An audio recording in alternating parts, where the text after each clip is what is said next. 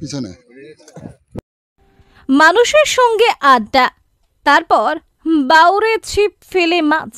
স্বরূপনগরে দিলীপ ঘোষ। স্বরূপনগরের তেঁতুল মির্জাপুর গ্রাম পঞ্চায়েতের মেদিয়া বাউরে হাজির হয়ে ছিপ ফেলে মাছ ধরলেন বিজেপি নেতা দিলীপ ঘোষ। শুক্রবার স্বরূপনগরের মির্জাপুর গ্রাম পঞ্চায়েতের অন্তর্গত মেদিয়া বাজারে তিনি প্রথমে সাধারণ মানুষের সঙ্গে চা চক্রে যোগ দেন। স্থানীয়দের সঙ্গে কথা বলেন, খোঁজ নেন এলাকার অবস্থার। চা খাবার পর তিনি চলে যান পাশেই থাকা মেদিয়া বাউরে। আগে থেকেই চার করা ছিল বাউরিতে, সেখানে আরাম করে বসে ছিপ ফেলেন দিলীপ বাবু।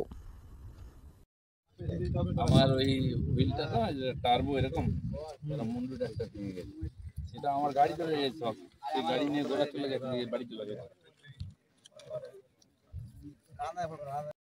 বেশ কিছুক্ষণ ধরে মাছ ধরার চেষ্টা করেন এবং মাঝে মধ্যেই স্থানীয়দের সঙ্গে কথাবার্তা চালিয়ে যান।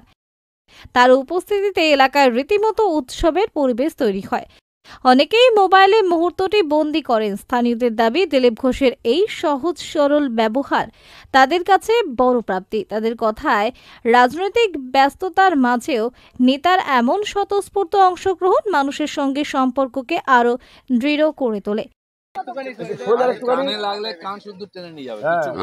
মাছ না ওটা কান উঠবে।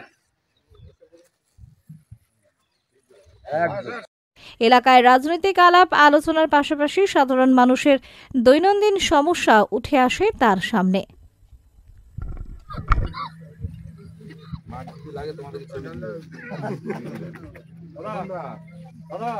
নমস্কার।